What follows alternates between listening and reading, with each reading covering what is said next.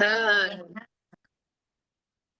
And nice to see everyone. Just as there was near 90 registered for this webinar, so just as people were arriving, have a look here. There's a number of images. You might want to decide which is you as you arrive to this session today.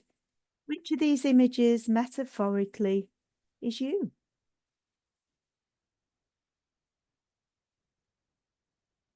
Hello, Chanelli from Dubai. That's a great thing to do.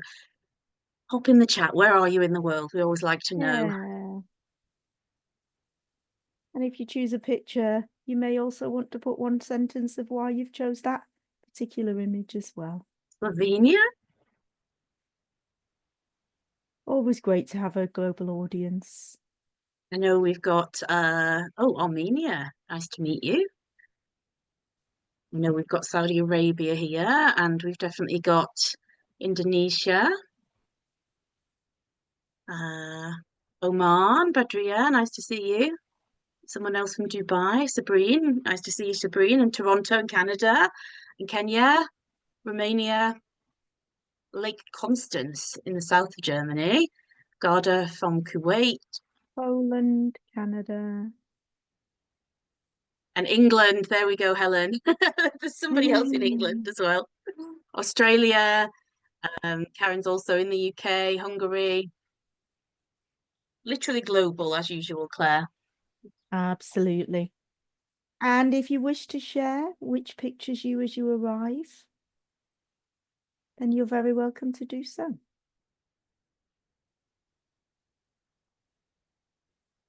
Hmm.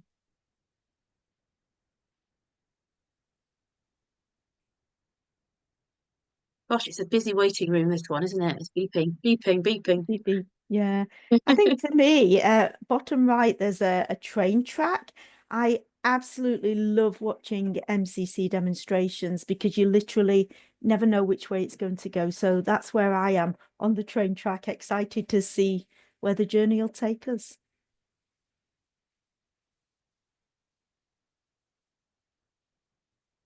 And so, thank you all so much for turning up today. We are recording this and then it will be up to Karen Moore, who's going to be the coachee today, to decide after the session whether we'll be sharing this or not. So we can keep you posted on that. And we have Caroline Beckett here, who's one of our faculty, and she's a supervisor, a mentor coach, an MCC, and she's been coaching for at least 10 years now. And she will be working with whatever Karen brings to the session today. And we invite you to consider the MCC bars, the ICF core competencies. If you also want to blend in the AC, Association for Coaching, or EMCC competencies in the discussion post-session, then you're very welcome to do so as well. And I will hand the floor over to Caroline and Karen and see you near the end of the session. Amazing. I'll just spotlight Karen and I. And Karen, just for because you are the focus of our session, would you prefer people off camera, or are you quite happy for people to be sort of bobbing around at the top of the screen? If they could be off camera, that would be really lovely. And then There I we won't go. get distracted just in Yeah, case. Yeah, that no, would be I great. Thank you. totally hear you on that. And obviously, we've worked together many times before, Karen. So thank you Yeah, so much for agreeing to do this so publicly. Really appreciated. my pleasure. In relation to how we might work together today, is there anything in particular you'd like to bring to our relationship? Uh, no, no, I feel very, very safe. I feel we can go wherever. And I love the challenge that you bring as well. So yeah, all good. And if we get anywhere I don't want to go, I will say. So no, all Of good. course, and conscious that we are in a public forum. So if anything does come up that you don't want to go there, totally respect that. Just let us know. Excellent. Thank So, you. what is it that you're bringing to our conversation today? Okay, so I am in a bit of a transition at the moment. Um, aren't we always? But I'm just very aware of the transition that I'm in. I'm in the very privileged position of having just received well, almost a year ago, actually, an accreditation with your great help. Um, and it's been an interesting road after that in the well, what next? So I would like to explore that transition really, and what it means for me, and yeah, for what it means for me. And what it means for you, right? Mm, And what mm. brings this to the fore at the moment? So day to day, my life feels radically different. So if you go up to December, so the run up to Christmas, working very, very hard, very busy, full diary, lots going on, and as I have been, again, very fortunate position for quite some time. Come into January, and for various reasons, and some deliberate, some not, I've got all this space, and as I went into it, I would describe myself as a recovering workaholic. And I've probably been aware of that probably only for about a year. Told my daughter, she laughed like a drain and said, "Well, of course, you've always been that, haven't you?" So there we go. So I've been aware of it for about a year. I've always thought of myself as a hard worker, but and she's right, I am. But the recovery, but being really concerned about this and thinking, oh my goodness, anyway, so I've got to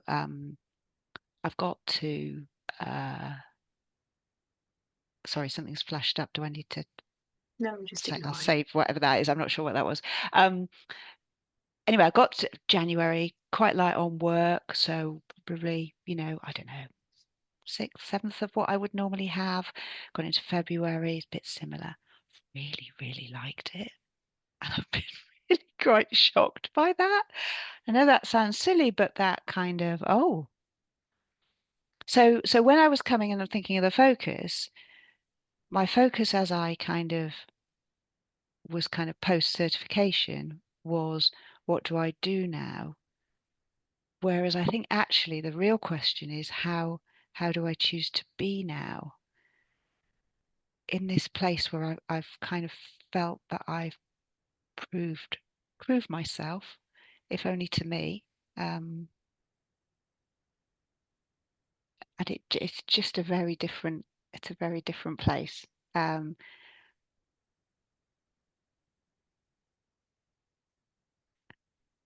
and I think what would be the, the real focus here is it, you can feel, I don't know how you feel, it's an unfamiliar, it's a like a, oh, okay.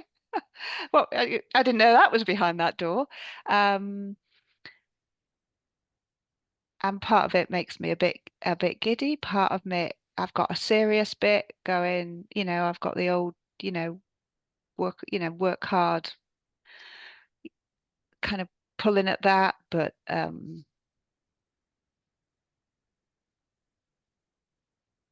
yeah, so I'm floating. I don't know. I don't know.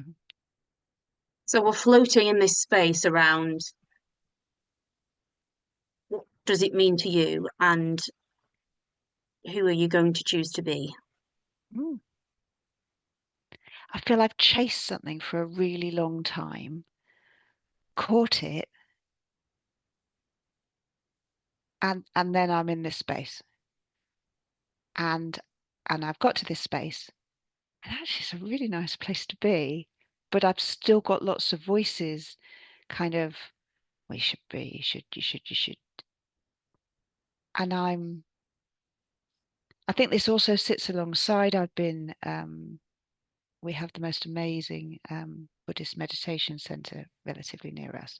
I'm not going to become a Buddhist, but their mindfulness and their mindfulness practice is so beautiful, and it's in this lovely, that has really, and I can really feel that kind of sinking into my bones almost.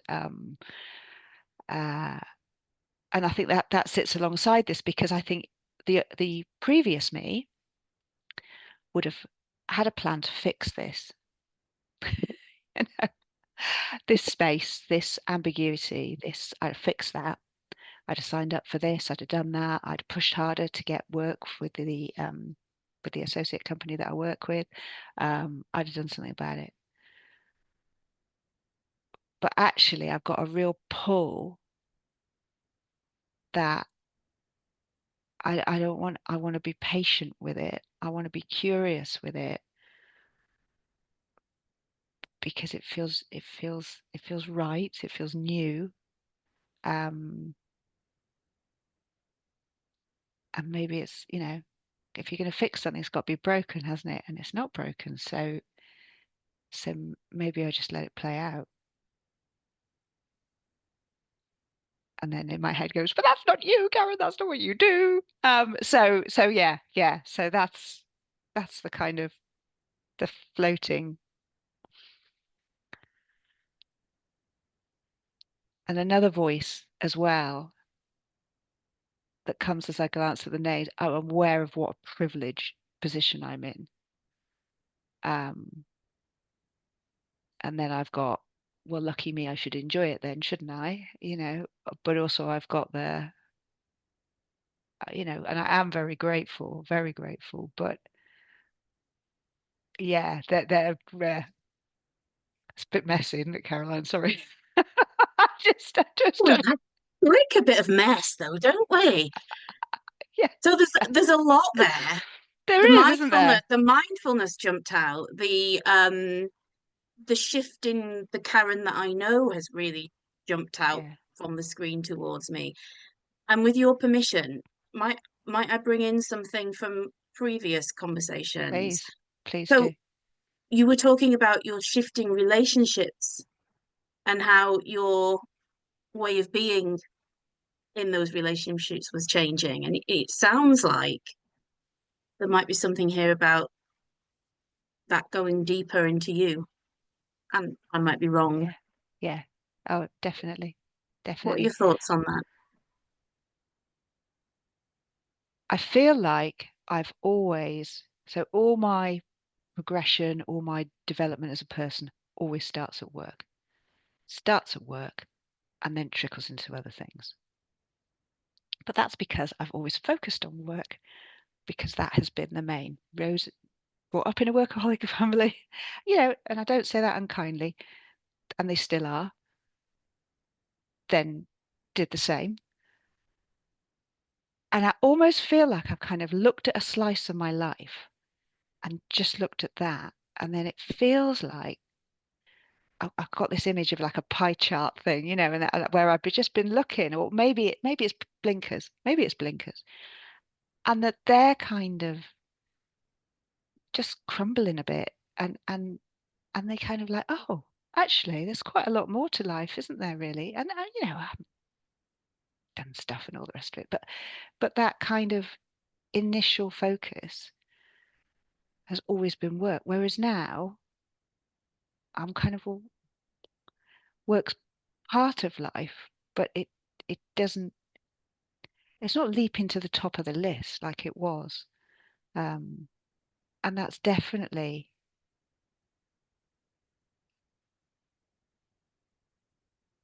yeah, it feels different, but it feels right. I mean, there's been incidents that have brought this up as well, and brought this into,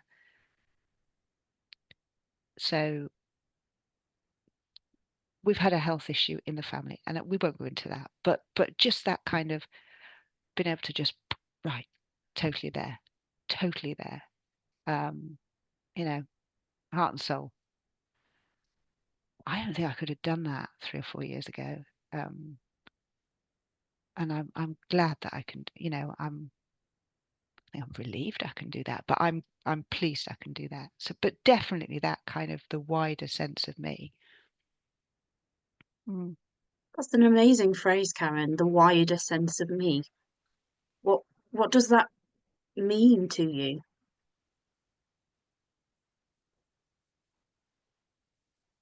The wider sense of me. I think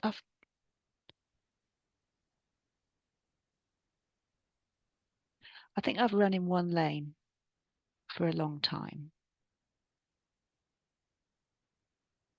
And I did some work around forgiveness a little while ago, and that concept of look back at our previous selves. They did the best they could with what they had, and or and that's been really hard. And looking at going, and that was presumably that was the right decision at that point with the with who I was at that point.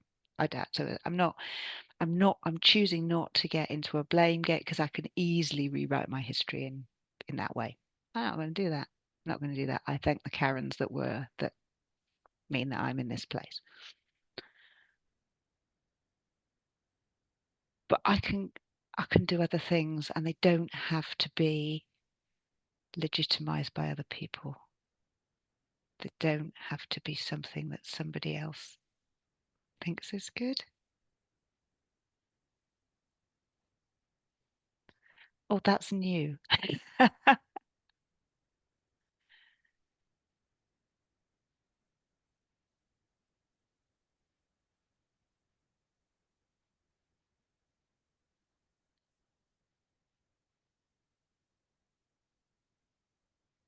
Yeah, lots of this is fresh, but that's new.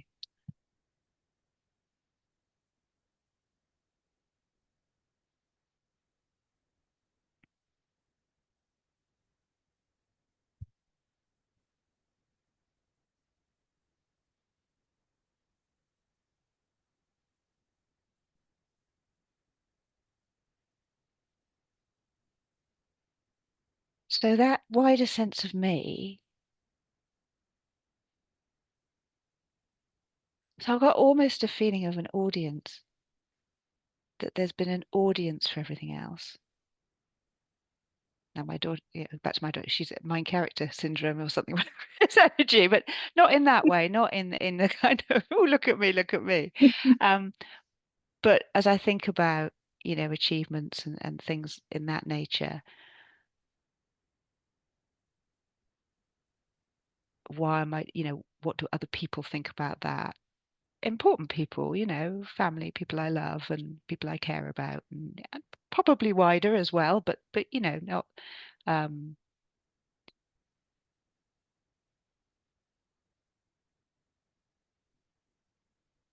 but actually now feels a lot more like, what do I want to do?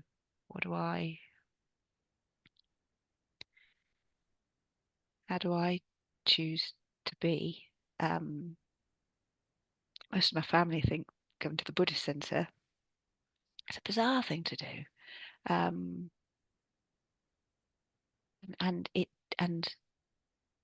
whilst I know that to be a fact, it's not good. It's not. I really don't feel that has any relevance to whether I ever go again. It's a completely separate. It's like elephants are grey. That's it. That's got nothing to do with it either. There's a real sense of great, that's lovely, whatever.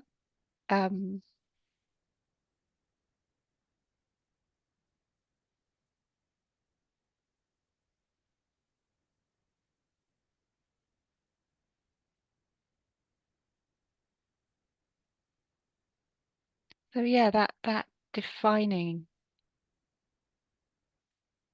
I'm defining. I would almost class it as bumbling about. I don't know how that translates. Kind of like, oh, I'll have a go at this. I'll have a go. It doesn't have to be like. It doesn't have to have any status to it. It doesn't have to have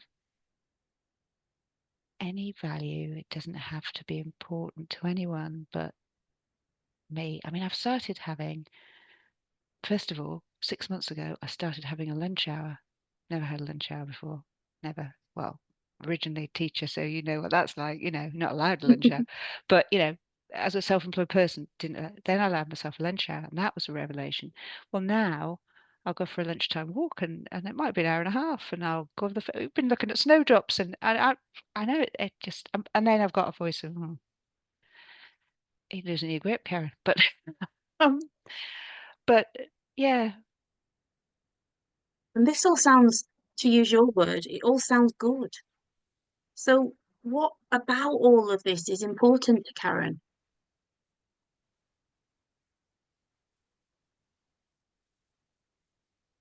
So it feels good and it feels peaceful and it feels healing. So what is important about that? I think what's important about that is I want to follow where it leads. I don't want to then get an email from work and do the automatic yes and end up, going and doing a week of facilitation with very, very nice people. But yeah. And don't get me wrong, and I have worked out my number. So I've worked out my number. What do I need? Right, well, that's fine. I can do that. And I don't need to do that by chasing around, facilitation places around the UK, talk about things that we're not really that bothered about, and with very, very nice people. But it just, all of that feels like someone else's work now. It doesn't feel like that would be authentically, not authentically, but that would be where they'd get most value. It would be work. It wouldn't be. In the past, it kind of felt like a mission. It kind of felt like I'm in the right place doing the right thing, all that kind of thing. I suppose that there's an element of that, because I term it as workaholic, but it wasn't all bad, because there was passion and energy, and I loved it, and I felt I did a really good job. So, but it just, that was then, and this is now. So yeah, what's important, I think, is,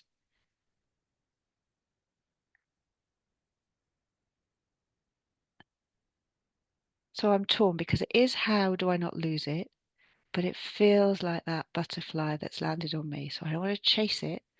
I don't want to come up with 15 rules of how to live my life so I don't lose it again, because I'll definitely lose it if I do that. So there's a kind of, how do I sustain? How do I enjoy? Um,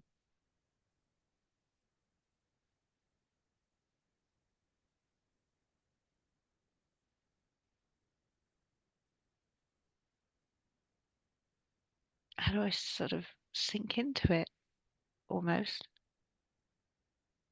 What are you sinking into?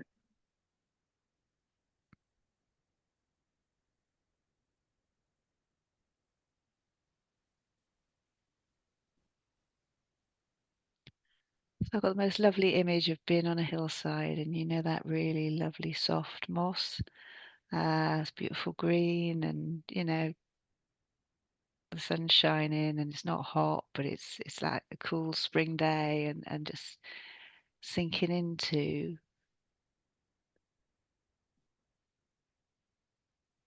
I suppose, sinking into the moment, sinking into now, and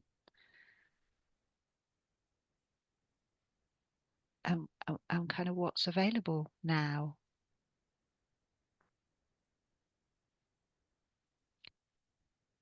Again, I won't go into the health bit, but we were in accident emergency last night, and it wouldn't have been very far. I was so much more present. I was significantly more useful. I was, when ideas were, what if, just, can we do now? We can do now. We can do now. We're together. We can do now. What you've seen on Netflix that we're going to watch next week, then? And it wasn't kind of like, sometimes when things are kicking off and you're like, well, I'll put my best face on. So, it was real, and it was true, and um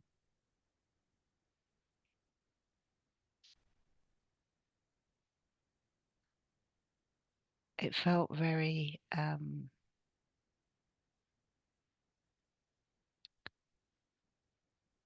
I think, comfortable to be that me. I'm not sure that's the right word. Felt right. It felt timely, I think. Definitely felt Yeah, and natural, I suppose. Again, that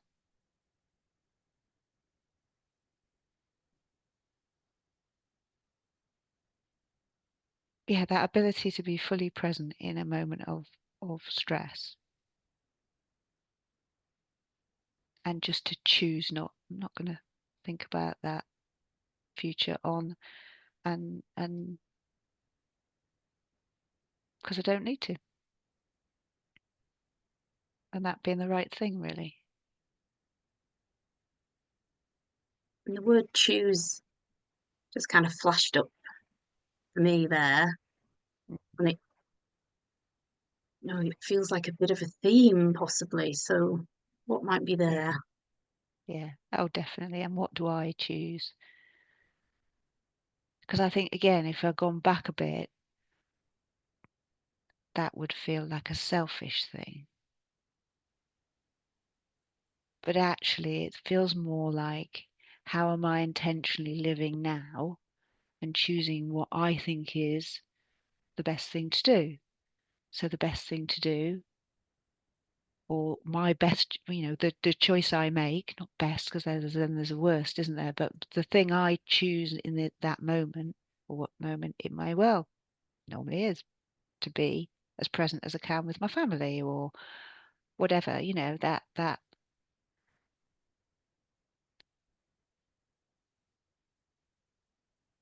what's the wording? I can think the old me would think the wording is selfish, but actually that kind of, there's all sorts of hobbies that I've started again that I haven't done for ages, and because I started to question it, and I thought, is this just burnout? I've got these kind of things out the cupboard before because I've just been so but I never felt peace in burnout. I just felt tired and beaten, um and part of getting over burnout, or traveling through burnout, was getting back to where, not, was it resilience? You get up one more time, then you get knocked down again, making sure that I did get up. Well, I have got up. What I've now done is wander off or choose to walk a different path. That's a more positive way to put it, isn't it? Um,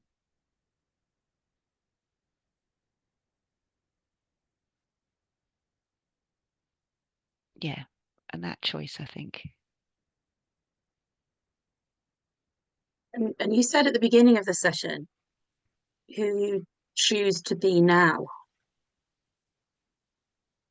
So, where are we in our evolution of that exploration?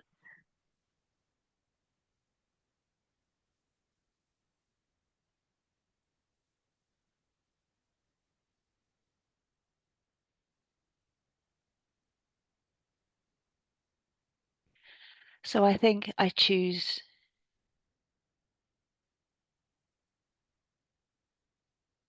So brace yourself, might be a bit cheesy. I think I choose to be free. I think a lot of um, the things that have kept me in the same place doing the same thing, or have stopped me, have been me. Not all, but a lot. Um, and I think I, so in old language, I'm more selfish. Um, but I think in more honest terms, I think I'm going to start with, what do I want? How do I choose to be in this moment? And I'm always going to think, who else? What are the needs around me? But um,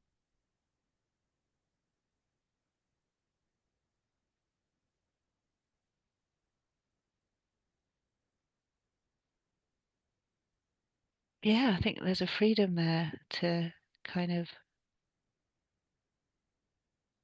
discover it as I go along, I think.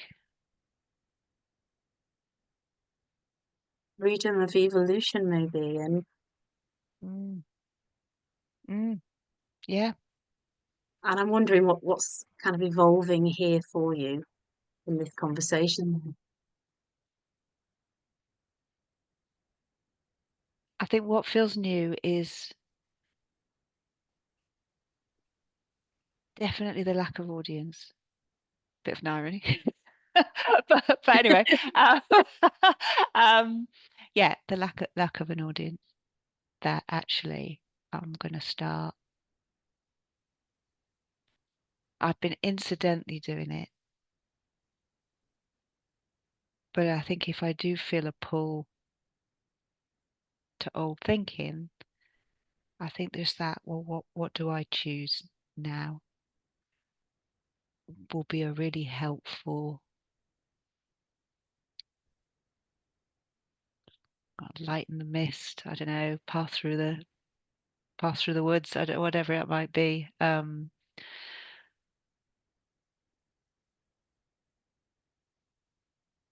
And I think I come back to that actually, that the mindfulness is part of that as well. Giving myself the time, when I feel that, and I can feel it, I can feel that compulsion to sort of like, oh right, oh, I better do it. There's like I've got next week, I've got a whole day with no work. What I would have done was I would have chased, I would have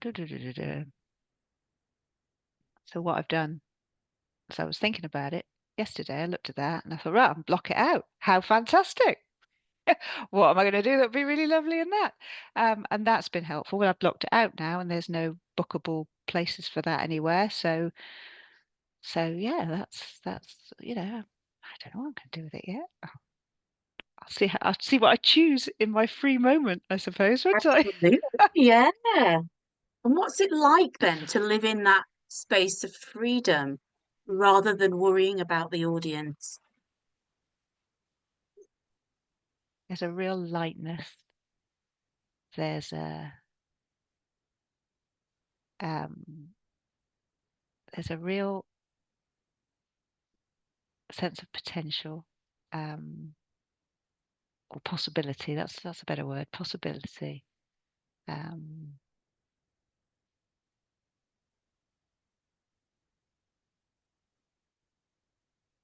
and one of the things just popped into my head, and thinking then, is that actually I've never been one with a career plan. But I have been very good at spotting opportunities when I see them within work. And actually, now as those kind of blinkers walls are kind of crumbling a bit, I'm just wondering, what's out there really. It feels exciting. It feels really timely.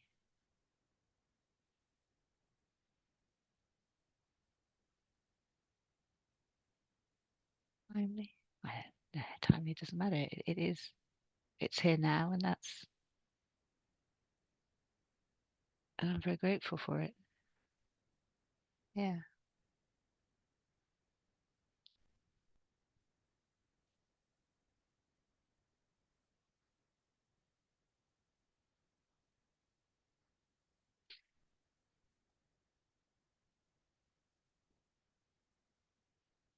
I'm sensing some sort of, not sure what to call it.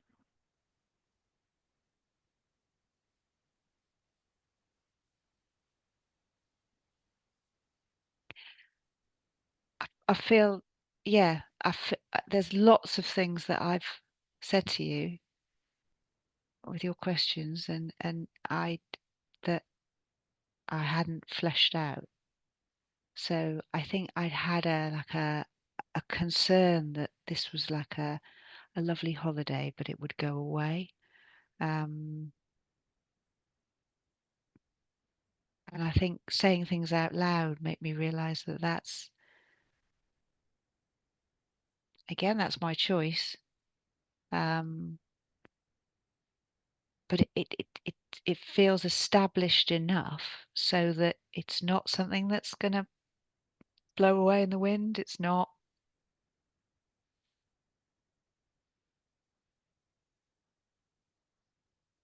yeah, it feels, I'm going to have busier work weeks. I'm going to have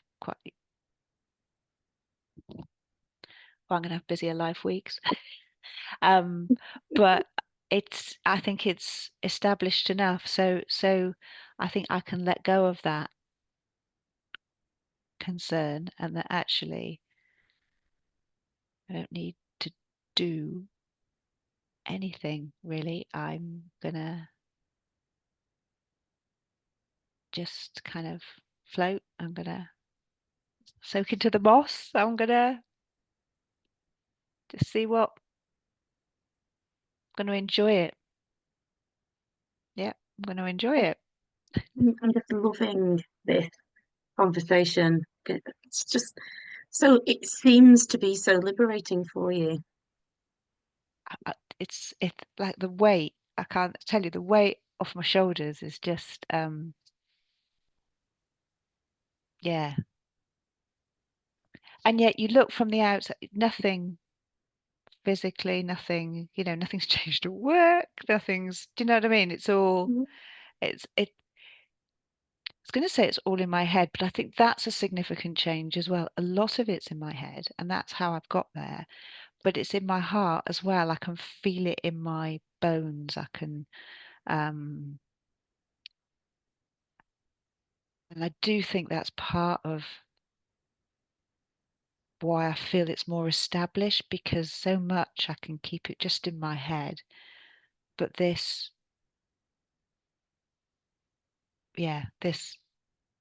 feels more than skin deep. Playing devil's advocate, Karen, what Yep. if the head starts to take over and the heart is not so strong? What might you possibly do to kind of come back to this? Yeah. So how I might get dragged in is accepting too much work, particularly from people that I really like,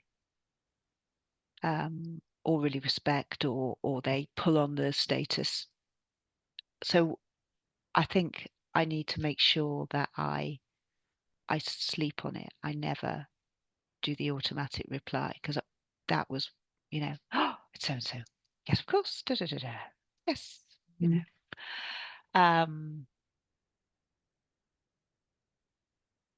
and actually, that, because it was always there, well, then I'd be reliable, because it's really important to be hardworking and reliable. I'm going to be hardworking enough and reliable in that I'll either say yes or no. If I say yes, I'm still reliable. I'll still work hard, but I'm going to say no more often. And then, so that sleep on it element. Um, but I think that image of, and I can feel that on my back, that image of the moss and the mountain and the breeze and how do I choose to spend this precious day? What, at the end of the day, how do I, of that specific day, how do I think that was a day well spent, not in a kind of, you know, change the world kind of way, but in a sort of appreciation, gratitude, I don't know, whatever might be the right way that day. Yeah. I'm sensing, and I could be wrong, Karen, but possible shift in values here from the old Possibly. Karen that I met a number of years ago to the new Karen that is here having this conversation with me. I'm wondering what might be there in that shift. So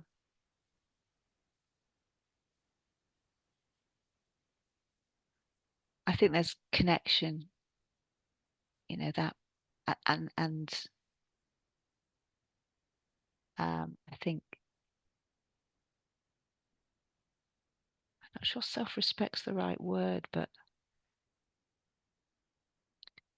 there being, I've never needed to be head at the table, but I'm going to have a chair. I don't need to be, I'm not going to sit on the floor and I'm not going to wait outside. This is I'm living, I'm choosing how I live my life. And maybe actually I am head of the table because, yeah, maybe that is the shift that actually, I will always listen. I will always, want to take in wider views, but in the end, in a day, it's my life. I will take the consequences of those choices. I'm not, and I just feel that the chasing things of others, um, if it's my thing as well, then I may well chase it. But um,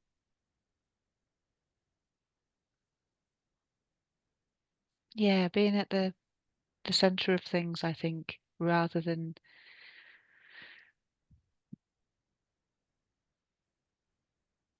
So I think that being of service has always been important. Um, so I think at the extreme, it's been and so other people are more important, and I'm a conduit to whatever we're doing, really hooked into other missions and things like that. But whereas it feels now the value shift is that I'll still be of service, but I'm going to be of service to myself as well, because then I'm in the best place to service others, or not, because I might say that's not mine. What's it like to hear yourself say that, Karen? I am going to be of service to myself.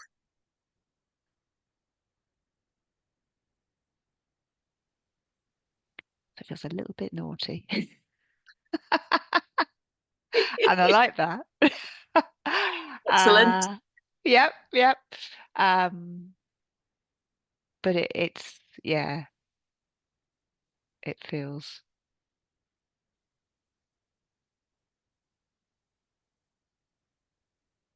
again, I don't want to say it feels right because that means there's a wrong. It feels free. It's that freedom again. It is that um that those walls there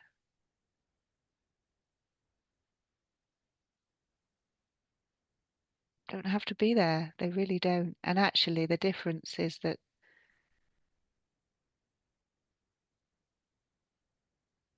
it's been harder to knock down my walls than it is other people's, because actually when I've knocked those down, then I find it quite easy. That was a family conversation I had, and very respectful, very lovely. No, thank you. And so interesting that I've kind of glossed over that, because that would have been massive, a couple of years ago.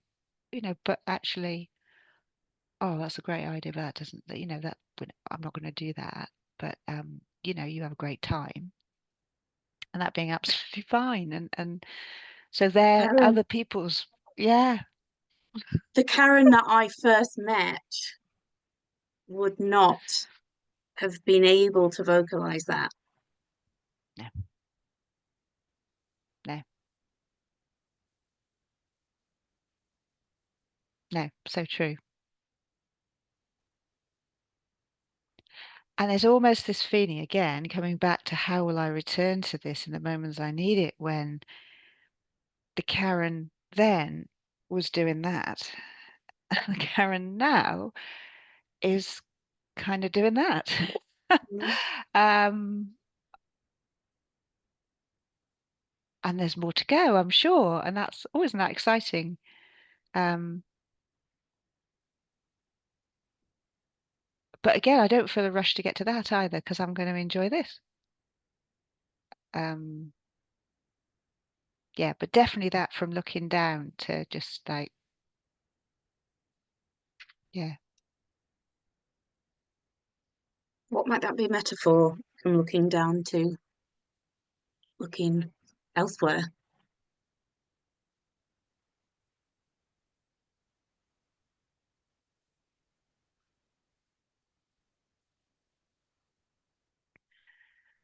Not sure it's a metaphor, but I'm really just jumping into my head, the spring flowers that are starting to grow, the kind of, you know, that new bloom, that kind of coming into spring, coming into possibility, you know, a little bit of sun where just a slight warmth on your face. It's not sunny, of course it's not in the UK. It's sunny, but it there's a bit of warmth there, like a bit of a breeze. I think, yeah, I think that's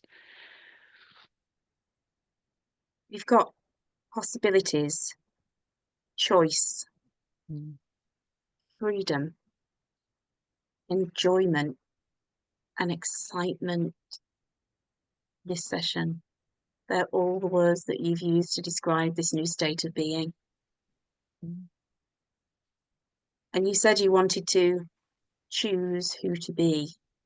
mm. So if we were to think about that and where we started and where we're at now, what might be an interesting way for us to kind of round off this conversation?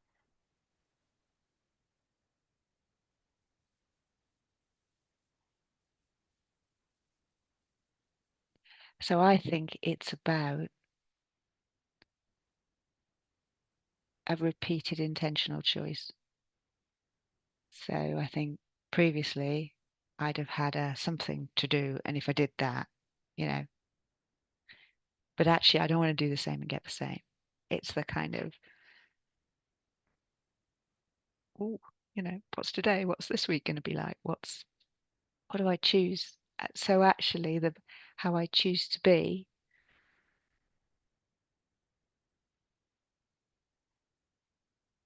yeah, it's all open. Yeah. Um, and I say that as well. I think part of me thinks, oh well, you're in a high, and you know, so that makes it easier. But that's not true. We were in A&E last night, um, and there are question marks and things like that. But I think that means all the more reason to be fabulous today. It's an amazing phrase for us to get to near the end of this session, Karen. Be fabulous today. Fabulous. Yeah, yeah. What might be a good way for us to draw things to a close in a fabulous way, maybe? Fabulous way. Yeah, yeah. I think that's it. We'll have yeah, in a fabulous way. It's been hugely helpful. You know, thank you for guiding me through that, and enormously validating as well when you refer to how the before Karen as well, to have seen the yeah, I feel truly seen in that way, because it does feel like um no, it is a big shift, and it feels like a significant transition into a new chapter.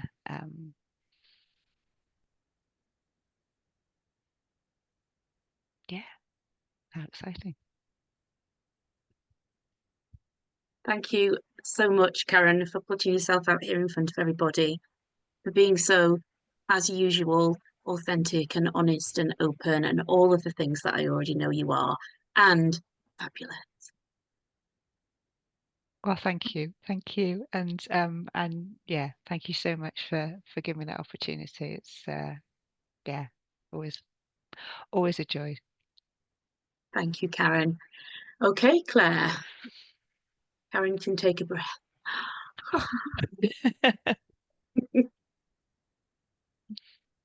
Karen, do what you need to do if you want to journal or get a drink or you know, have a little break, whatever you need to Thank you. do. Thank you. And thank you both so much.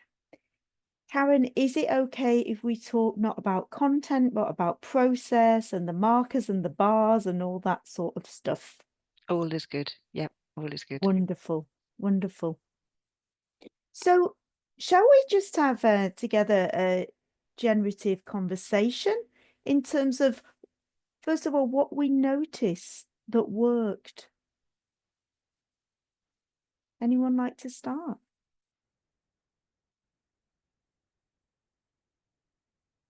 I'm happy to kick off.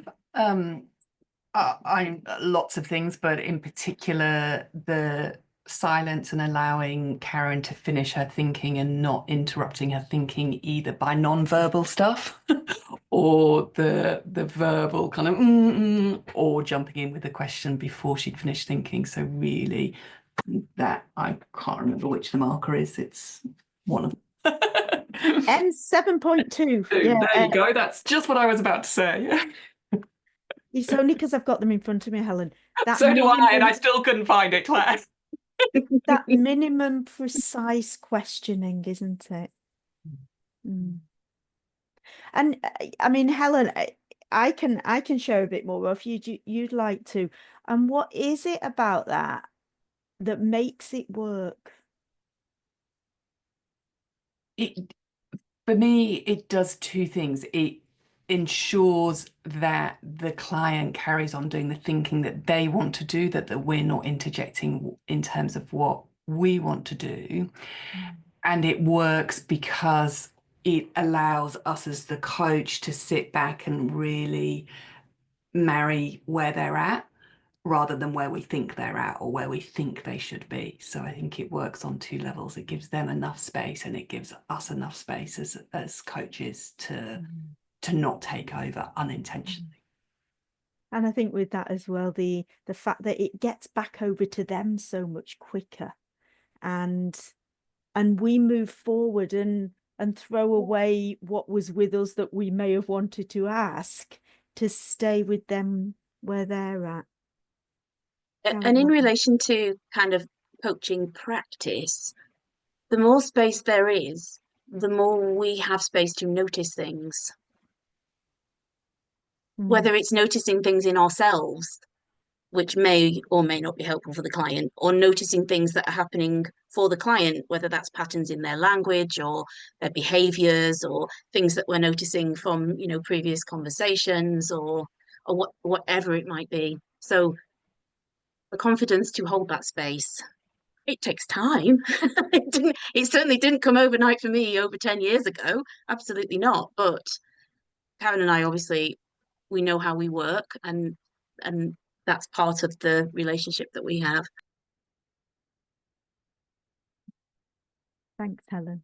Anyone else? Can I say something? Absolutely. You know what was amazing for me? How the coach was picking up on specific words where that space was created for the client in order to sit back and just be comfortable within the space that was provided with just one particular word.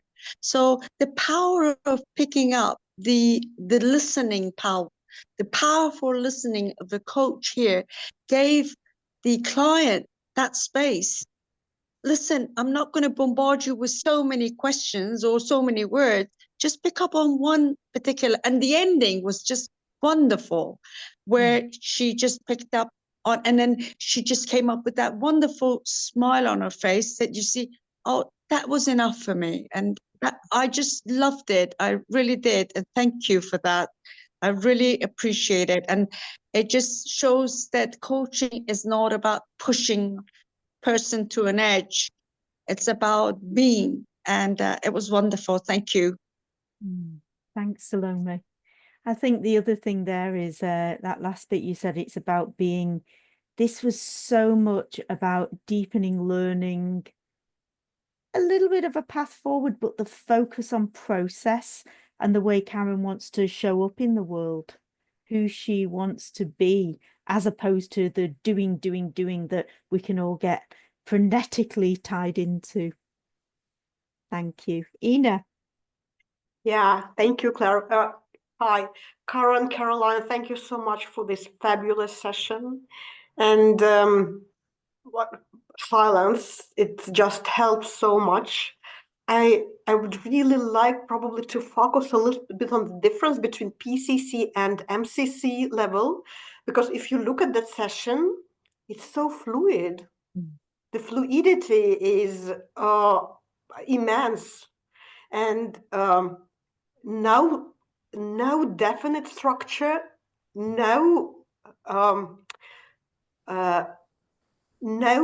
push to have some, very strict contracting, because Karen entered the session with exploration in her mind, like exploration thing, and it was like a very fluid exploration throughout the session. I also loved how Caroline, how you actually brought the systemic perspective, asking permission to bring some, lens of previous conversation and previous information, about Karen. That, I think that was very impressive. Thank you so much. Thanks, Ina. Ina, it may have felt like there was no structure, but promise there was a little. Yes, of course, I know of course, Caroline, of course there were structure, but it was intangible, you like sort of followed your partner, your thinking partner, and Karen was definitely your thinking partner. That was amazing. Thank you so much. Of course there was structure, but it was so intangible. And in terms of structure, something that I often say in mentor coaching sessions is competency 8 is so important. Just because it's the last one doesn't mean we do it at the end. So what I tried to demonstrate there was that we can bring competency 8 in throughout the session. Absolutely. Absolutely. I think it was an Especially around the excellent... learning. Sorry, Claire. It's okay. I think it was also an excellent example of partnering. Even at the close of the session, can't remember the exact words, but what way do we need to close? And then we've got Ginwa in the chat. Do ICF accept IFS? I've got to be honest. Ginwa, what's IFS? My brain might have gone blank, but I can't think what it is. Hello everyone. Sorry, I can't have my camera on. IFS is internal family system, where you actually have a dialogue between different parts of you. It's a little bit more deep coaching type of modality. You can blend any modality, any creative approach into masterful coaching. Even, Gestalt empty chair, speaking from different perspectives. That's great with whether it's to do with relationships or decision making, and psychodynamics as well.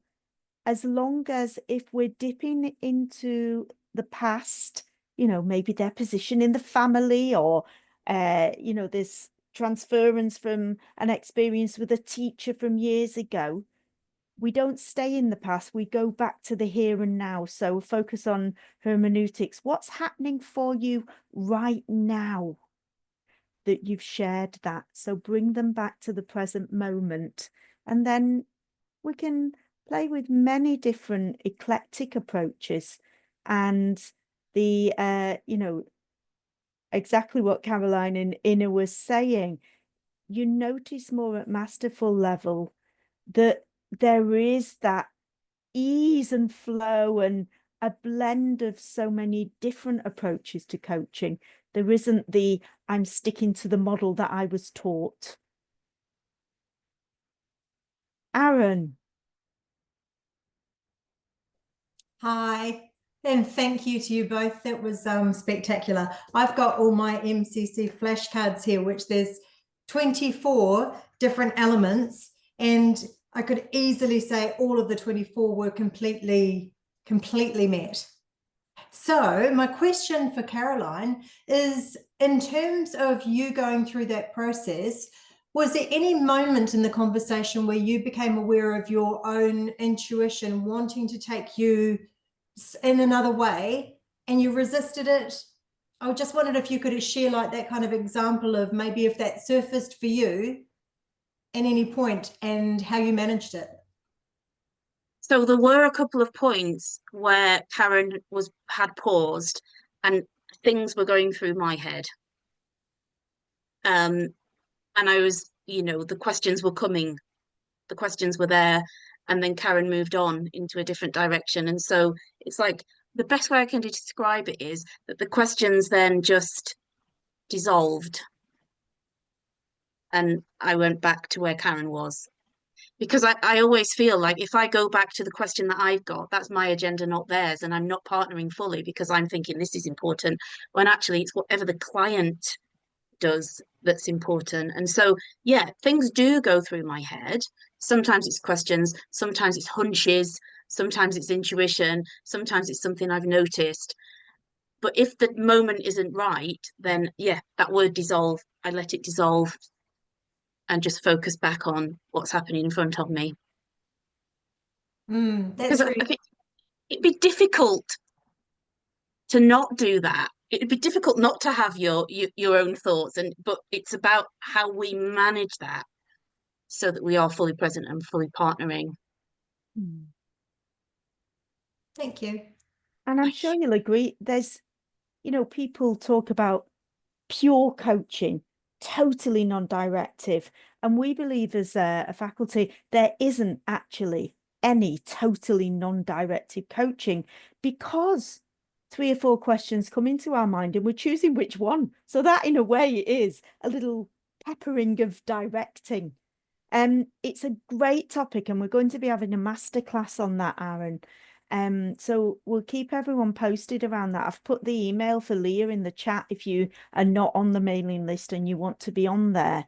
And also Henley Business School are moving into doing some research around this, in terms of, it's for coaches who've been coaching for more than 10 years, but what is it that influences or impacts how you make that decision right there in the session? So reflection in action in the moment for the coach as well. Really quite interesting. There are a few things in the chat, Claire. Should I do the honours or do you want to? Yeah, don't mind, you can if you wish. So Amanda said, I was amazed at the amount of silence Caroline held for Karen, without even the ums and the ahs. Ums and the ahs can be quite distracting for the client, because actually that might be interrupting their thought process. So my advice is try and keep those to yourself, internalize them and just hold the space.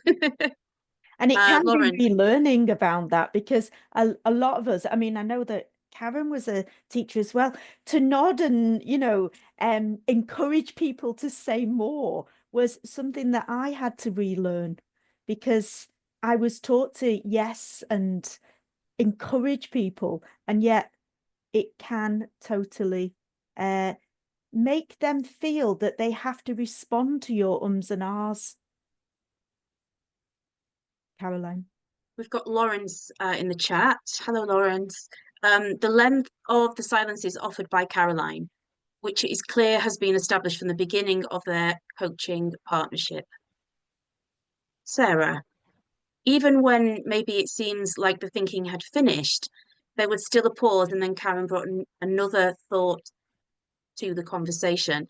So that for me is really actively listening to the client's body language, because Karen was looking elsewhere, which to me indicates Karen is thinking there is some cognitive process going on.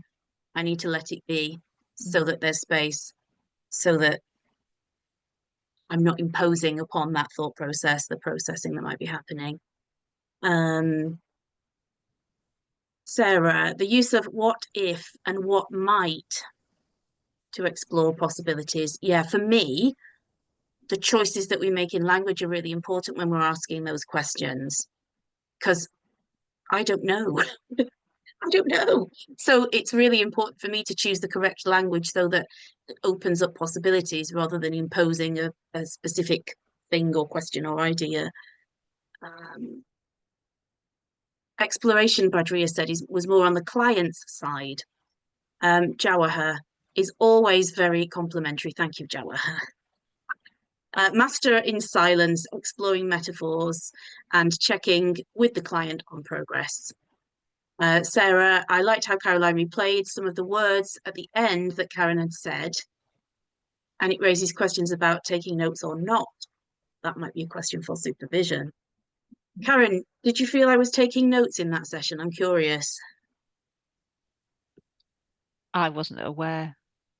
I think when you mentioned 4 words that I'd said, then I assumed that you either had amazing memory, which I'm sure you do, but then I thought you might have, but I wasn't aware that you were taking notes through it. No. And obviously, Karen knows that I might take the occasional notes. And when I say notes, it's literally a key word. I might only have one word on a piece of paper. And I don't mean surreptitiously that I'm not being honest with Karen about taking the notes. I just mean I do it below eye level so that it's not distracting for the client. And those notes are destroyed at the end, and Karen knows that anyway. I sometimes take the odd word almost as a security blanket and sometimes don't even look at them. Absolutely. And I don't recall looking down at any point. I think maybe when I read those 4 or 5 words out at the end, I did. But other than that, I don't recall looking down at any point. It'd be interesting for me to see again. Leading on to from what Ina said, Jinhua, and I apologize if the pronunciation isn't accurate, that mastery is when we don't feel the structure and it flows beautifully. Mark, I also agree that for me, equally important to Caroline's questions and reframing was how she met the coachee's tone and pitch. So that's listening beyond words, way beyond what's being said. Lisa, Caroline did a masterful job. Thank you. As it was lovely to witness. Thank you, Karen, for being so open and recognizing your own ability to give yourself freedom. Yeah. And Karen, is there anything you'd like to share that you felt worked specifically? I think the silence, I think, is a really interesting one. So just to say that it's when Caroline holds the silence like that, I find that it's incredibly enabling because I know I can go at my own pace, enormously validating because she's trusting me to do the work. And I think particularly in times when you've coached me before where I've felt particularly vulnerable or particularly unsure, it really conveys that respect for the client, that even in moments when I don't think I've got it, she thinks I've got it. So maybe I've got it. Well, if I did have it, then it would be this. And that kind of, and I wouldn't necessarily would verbalize that always, but that's certainly how Caroline has always made me feel. It really is like, you just feel like right absolutely behind you, rock solid, and I think and I think the silence, that respect is a big part of that. It's a beautiful thing to say. Again, thank you, Caroline. So it's the relationship. Ina. Yeah, and may I also comment a little bit on this? Well, the audience mentioned this. There were no interruptions whatsoever in terms of etc. I would say that Caroline was so fully present with her smile. Caroline, your smile is beautiful, absolutely amazing. And by the way, I've noticed the distance between you and Karen, I mean the distance, the screen distance, the real distance. You were not very close to the screen. Sometimes, you notice that there are coaches who sit very, very close to the screen, and your distance was just perfect, creating this container. And I think that's very important when we coach online, right? Because we should not be really interfering with our client in this, in their personal space. So it's also about boundaries. So that's very MCC type of being. Thank you, Caroline, again. And for me, as an introvert, I find it much more difficult to coach face to face than I do online. I'm so much more comfortable online. Interesting. And we've got some comments of. Oh, let's go up a bit.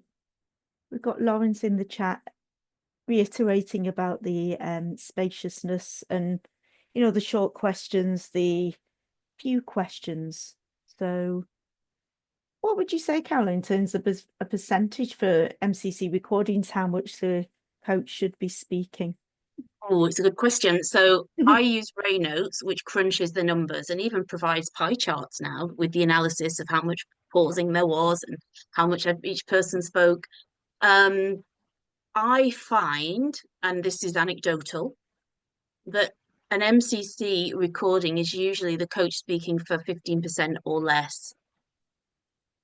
I find anecdotally that a PCC recording is often around 20%, and an ACC is often around 30%. And obviously, everybody's different, but just anecdotally from the recordings I see and the things that pass, that's kind of what I see.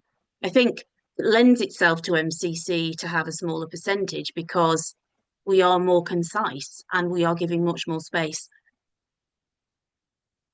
The other thing that really stood out was the integration of this isn't an isolated session. So some things from past sessions, but also a little light touch on things like life purpose were also present. And the MCC bars talk about the way that it's not just that person on that day, it is that systemic focus on the different parts of their life. Anyone else? Salome. You know what happened? For a moment, I felt in few moments in and out of the meeting, I felt that the coach was the client was communicating with their higher self. She was going up above. Oh, she was just like, you know, drifting with herself and trying to get to, I don't know, it was so magical for me. And I felt that there was a dialogue between herself and a higher self. And then, but it was directed to the coach. I don't know, that's how I felt. And it became magical for me. I don't know. I'd watch a lot of demos, but this one, I don't know, somehow touched my heart so deeply that I got to go back and sit down and think, oh, wow, what am I going to do now as a coach? So you've got me there thinking of, you know, the top of the, I know people have changed the Maslow pyramid over the years, but the top of the Maslow pyramid, but also, you know, the action logics, if anyone's aware of Talbot's work, and the top end of the action logics are that type of conversation. I'll put those in the chat. Thank you. Is there anything else from your perspectives that you'd like to ask about the process that was happening for me, or the choices that I made, or anything like that?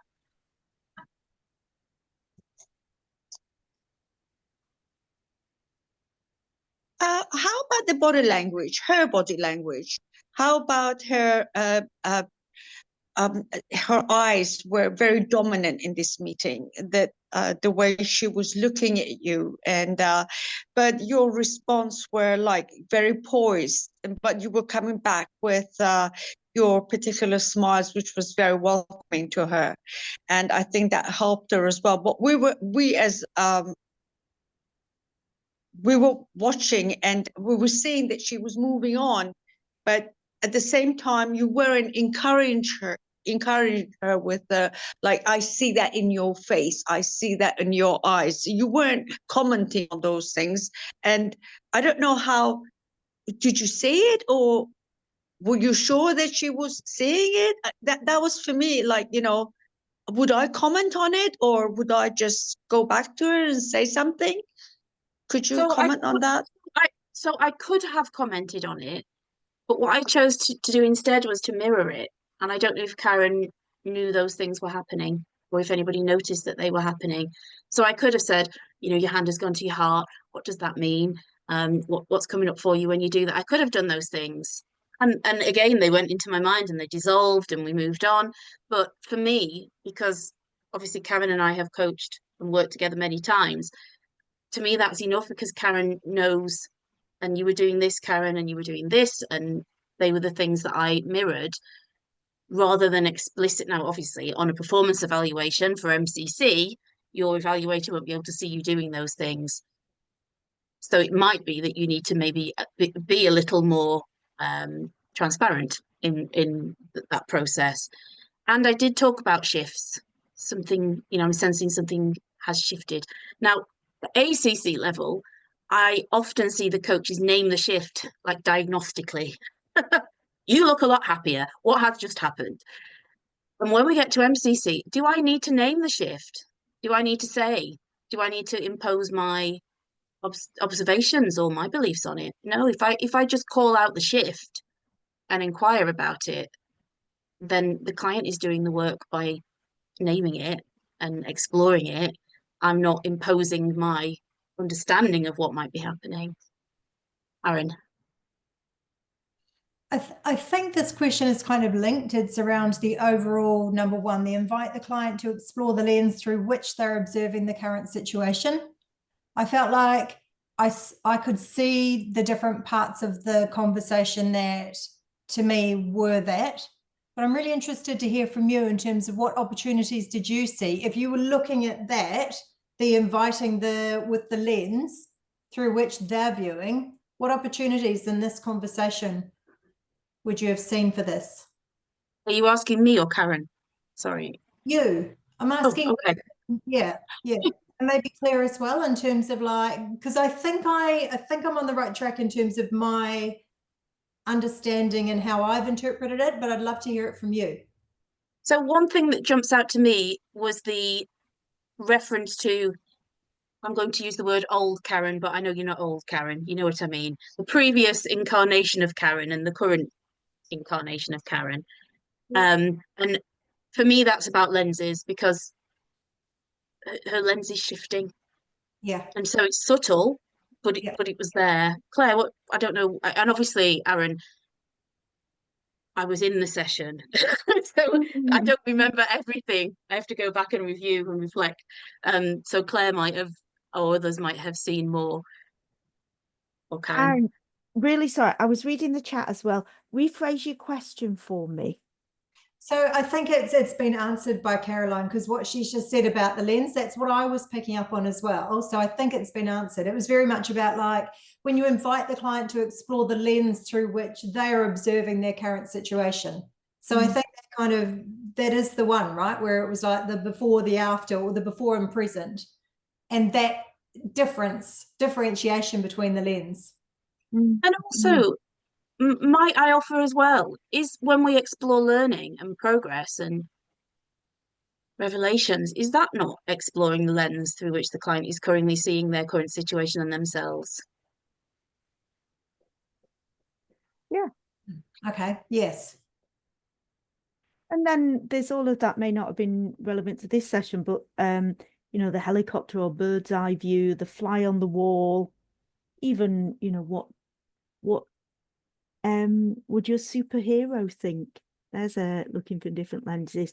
One that really tends to be powerful as well, and I think I've stole it from Peter Hawkins. What would your children's children say about the way you're being right now? Or what way do you want if they've got children, what way do you need your children to remember you by?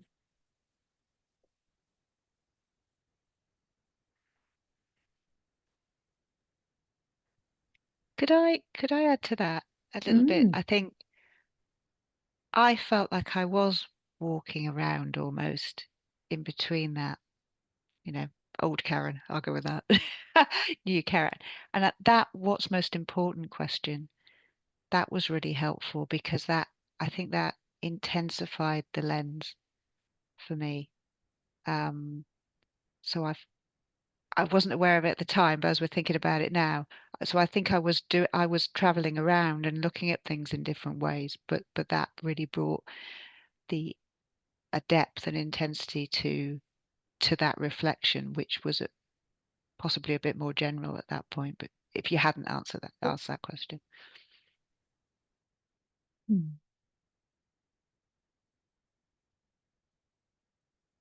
Anything else, anyone?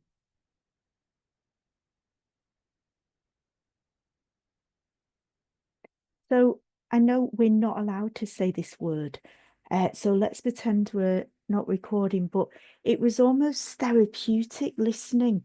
I actually felt extremely relaxed being part of the system just as an observer because of the spaciousness, and that's the thing that really stood out the most to me. So thank you for lowering my blood pressure this lunchtime. Really valuable. Loads of thanks in the chat from everyone. Caroline, we'll save the chat, and Karen, if you want a copy as well, maybe useful if you want to have a glance and reflect as well. So, anything that anyone needs to say for closure? For me, it's to thank Karen again for bringing her vulnerability and honesty and personality and the new Karen, fabulous new Karen, to that conversation. So thanks, Karen. Oh, thank you so much. I just got one other thing there as well. In the Coach Me model, when we did research on other models, there's one bit called transition planning. So it's about, you know, stepping into where we need to be, but also coping with setbacks and dependencies.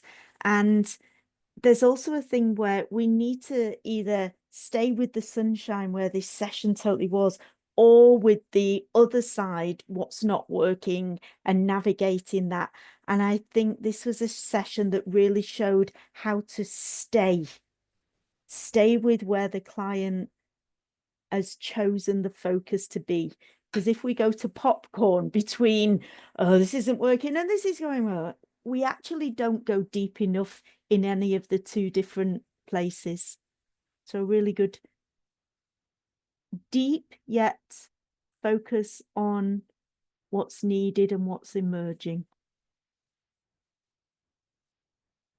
And so do keep an eye out on the homepage of the website. If you scroll down past the bios of the other community cafes all the way till, I think we're at March 2026. So there's a lot going on, some great, there's research sessions, there's more lecture speaker sessions, there's more demos, and lots of generative approaches. Next month is I'm doing twice in the day to support different time zones on Malcolm Gladwell's book, Revenge of the Tipping Point. After, I think it was 15 years ago, he wrote The Tipping Point. So if you want to get that on audio or read that before the book club, then all very welcome. And if you need a conversation about your coaching journey, reach out to us. Have a fabulous rest of the morning, afternoon, evening, or enjoy your cocoa wherever you may be in the world. Thank you.